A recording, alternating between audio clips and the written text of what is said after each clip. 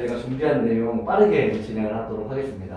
지난달에 하마스가 이스라엘을 침공을 했었죠. 그 하마스가 이스라엘을 침공한 배경에, 그 뒷배경에 미국이 있지 않았을까. 미국의 개입하에 지금 이런 상황들이 벌어진 건 아닐까라는 관점에서의 시나리오를 한번 이제 같이 그려봤었는데요. 오늘은 그에 대한 진행 상황 하나랑 미국에서 이제 바이든과 시진핑이 만났습니다. 정상회담 결과와 그 이후에 이제 경제 전망 나눠보는 시간이 필요할 것 같아가지고 준비를 해봤습니다. 현재 이제 하마스가 이스라엘을 침공을 했고 이스라엘의 완벽한 방공망이 뚫렸다고 다들 이제 우려하는 그런 시각들이 있었는데 저희는 뚫린 게 아니라 그냥 뚫려준 거다라는 이제 관점에서 시작을 했었죠. 그 이유는 미국 재무부가 계속해서 국채를 발행하고 있고 국채를 발행한다는 얘기는 국채 수익률이 올라간다는 걸 의미하고 이것은 기준금리를 올리지 않더라도 기준금리를 올린 것과 같은 효과를 낸다. 그래서 일시적으로 증시의 조정도 왔었고 그런 상황에서 국채 수익률이 더 이상 올라가지 않게끔 하려면 미국의 국채를 사줘야 될 대상이 필요했던 거죠. 근데 누구나 다 그렇겠지만 지금 금리가 더 올라갈 거로 전망이 되는 상황에서 미국의 국채를 살 사람은 아무도 없었습니다. 그런데 이런 전쟁이 일어나면 안전자산 선호 현상이 생기죠. 위험자산 회피 현상이 생기고 그럼 전 세계에서 가장 안전한 자산으로 알려져 있는 미국 채권으로 수요가 몰리게 됩니다.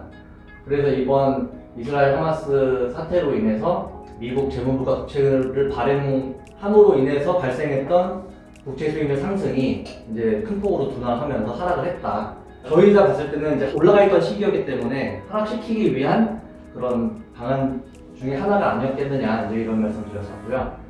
또 연준은 그동안 계속해서 했던 QE 대신에 이제 QT라는 걸 합니다. 국채를 그동안 이제 시장에서 매입을 하면서 저금리의 기조를 유지할 수 있는 발판을 마련을 했었는데 이제 국채를 다시 이제 파는 거죠. 정확히 말하면 팔진 않고 있고 만기가 도래했을 때 그냥 상환받는 그런 형태로 진행을 하고 있는데 사실상 파는 관점이라고 생각을 한다면 연준에서도 계속해서 긴축을 하는 상황이 있기 때문에 국채 수익률이 올라갈 수밖에 없는 그런 시장 상황이다.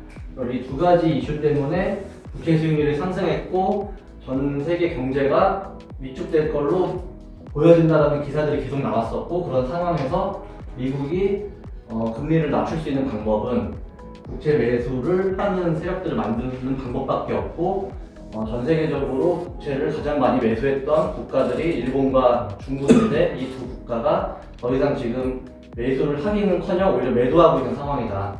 그런 상황에서 안전자산 선호를 만들어내야 하는 미국 입장에서는 이 전쟁이 상당히 필요했다. 동시에 이제 예산안 합의가 11월 17일까지 임시 예산안 합의로서 진행이 되고 있었는데 그때 계속해서 또 충돌을 하고 있었습니다. 현재 민주당에서는 우크라이나에 대해서 계속해서 대대적인 이제 지원을 하려고 하고 있었고 공화당에서는 지금 이러한 지원들로 인해서 돈을 계속 쓰고 있고 그게 결국 인플레이션으로 이어지는 그런 효과가 발생하고 있는 거기 때문에 우크라이나 전쟁 이제 그만해야 된다. 더 이상 지원하지 마라. 이런 식의 접근을 하고 있었고 그리고 지금 하원을 공화당이 장악하고 있다 보니까 예산안에 합의를 하지 못하고 있었습니다. 그러면 이제 셧다운이 일어나고 연방정부가 문을 닫아버리면 그럼 일주일 셧다운 하면은 미국 경제 성장률이 1% 하락한다는 기사가 있었어요. 그만큼 미국의 그 셧다운 상당히 글로벌적으로도 큰 이슈였는데 이 예산안 합의를 하기 위해서는 결국 우크라이나 예산안 합의가 됐어야 됐는데 이거를 이스라엘을 지원해주는 거랑 같이 합쳐가지고 쓱 해서 넘어가려고 하는 게 아니겠느냐 이제 이런 말씀을 드렸었죠. 그리고 이제 동시에 그 IMEC에 대해서 한번 설명을 드렸을 텐데 그 IMEC를 성공적으로 만들어내기 위해서는 그 이스라엘과 이집트 사이의 수에즈나 그 사이를 상당히 안전하게 만들어야 됩니다. 근데 그쪽에 이제 하마스와 헤즈볼라가 계속해서 그 지정학적 위험을 만들어내고 있는 단체들이 있기 때문에 그 지역을 안전하게 그 정리를 한번 해야 되고 또 사우디아라비아가 원하는 게 팔레스타인 독립이기 때문에 가자 지구와 서한 지구로 나눠져 있는 현재 팔레스타인을 하마스가 가자 지구에 있고 파타가 서한 지구에 있는데 아마도 하마스를 축소시키면서 파타를 중심으로 서한 지구 쪽을 독립시키려는 계획이 아니겠느냐 이런 말씀을 드렸었습니다. 그 말씀 드리고 나서 이제 미국 재무부 국채 발행하면서 이제 이게 사실 우려가 많았어요. 미국 국채 수요가 부족했기 때문에 만약에 아파트랑 비슷한 거죠. 청약 딱 했는데 미분양 사태 일어나면 이제 PF 문제가 터지면서 건설 사업을 비롯해서 거기에 돈 벌려졌던 금융회사들 다 망하는 거 아니겠습니까? 근데 미국에서 딱 국채 발행을 했는데 아무도 안 산다고 하면 이제 문제가 커지는 건데 다행히 수요는 견조했다. 그러니까 평균치보다는 조금 하회했지만 그래도 평균치 부분에서 수요가 있었기 때문에 이때부터 이제 국채 수익률이 다시 딱 떨어지기 시작을 했었습니다. 그리고 동시에 임시 예산안 가결을 하면서 이제 셧다운을 피했습니다.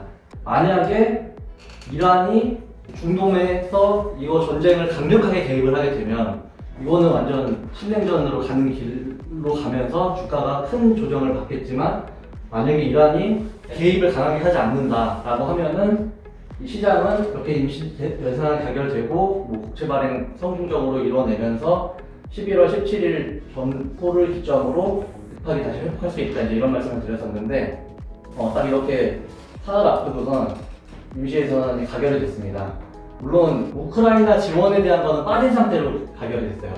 우크라이나는 빠지고 이란에 대한 거는 통과가 됐고요. 그래서 내년 1월과 2월에 또 추가적인 예산안 편성에 대해서 결정을 져야 되는 그런 상황입니다. 근데 어쨌든 시장에서 조정을 받았던 여러 가지 요인 중에 이 미국의 셧다운이 있었는데 이게 해소가 됐으니까 다시 이제 올라가야겠죠. 그러면서 이제 시장은 회복을 한 단계 또 회복하는 모습을 보였고 동시에 미국에서는 중동에서의 어떤 입지를 보여주기 위해서 발빠른 행보를 보입니다. 토니 블링컨 국무장관이 이스라엘 방문을 해서 여러 가지 그런 내용들을 봅니다. 그래서 뭐 확산 방지했으면 좋겠다, 휴전했으면 좋겠다 이런저런 얘기를 하는데 그 중에서 이제 가장 저의 눈길을 끌었던 내용은 저희가 얘기했던 딱 이 내용입니다. 이스라엘 가자지구 공격 이후에 팔레스타인 파타에게 팔레스타인을 맡기려고 한다. 그리고 포스트 네타냐후를 계획 중이다. 저희가 말씀드렸었죠. 팔레스타인을 파타 정부에게 넘기려면은 네타냐후가 팔레스타인 독립하는 거를 찬성해야 되는데 완전 구급하기 때문에 찬성을 절대 하지 않습니다. 그러면 네타냐후를 끌어내려야 되는데 총선이 2027년에 있어요. 2027년까지 너무 멀기 때문에 아마도 이번 침략을 당한 것에 대한 책임을 물어서 탄핵시킬 계획을 하고 있지 않을까 이런 말씀을 드렸었는데 실제로 미국에서는 포스트 네타냐후 그리고 이번 전쟁에 대한 그런 책임을 물어서 네타냐후가 그만두고 다른 총리를 선임하는 거에 대한 것도 시나리오에 있다 뭐 이런 얘기들을 하더라고요. 그래서 이거는 이 방향으로 가기 위해서 미국의 의견은 아니라 민주당의 생각이겠죠. 그렇게 하려고 하는 거구나라는 이제 확신을 가졌습니다. 그리고 동시에 이게 사실 되게 중요한 이슈였거든요. 이란이 하마스를 지원을 하는 국가였기 때문에 이 이란이 하마스의 이스라엘 공격을 내가 적극적으로 추진을 한 거야 라고 하면 이제 되게 큰 혼란에 빠지는 건데 이란이 우리 참여 안 한다. 얼마 전에 나온 기사입니다. 그리고 사실은 근데 중요한 건 현재 이란의 뒤를 봐주고 있는 국가가 이제 미국이었다. 이런 상황이었기 때문에 이 이란과 미국 그리고 이스라엘, 이 사우디아라비아 이 네 개의 국가가 밀접한 연관을 가지면서 분쟁 상황이 일어난 걸로 보여지고 그 안에서 저희가 지난달에 말씀드렸던 시나리오에 입각한 흐름으로 전개되고 있는 중이다. 이렇게 말씀을 드릴 수 있을 것 같습니다.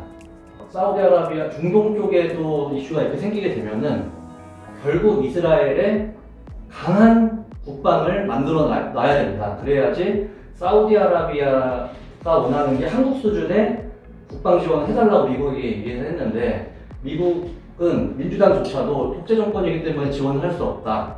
그러니까 저는 이스라엘을 통해서 우회적으로 지원을 할 거다. 그러면 수에즈 운하의 그 부분을 이스라엘이 아주 강력한 군사 국가가 돼서 다 지켜주면서 사우디까지도 안보를 지켜주는 형태의 어떤 관계가 만들어지면 그 중동 쪽의 이슈도 어느 정도 사그라질 텐데 결국 그러기 위해서는 엄청난 무기들이 필요합니다.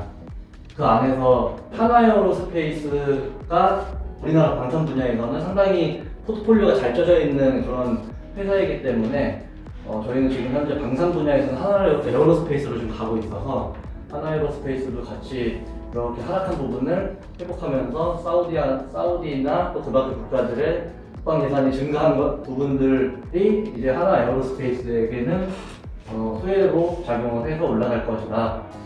저희는 장기적으로 대한민국 방산산업이 대한민국의 주력 사업 중에 하나로 발돋움할 거로 보고 있어요. 그래서 그 중에서 하나에어로스페이스가 탑픽이기 때문에 계속해서 좋은 흐름을 보이지 않을까 그렇게 예상을 하고 있고, 이 부분은 조금 더 계속 지켜보시면 좋을 것 같습니다.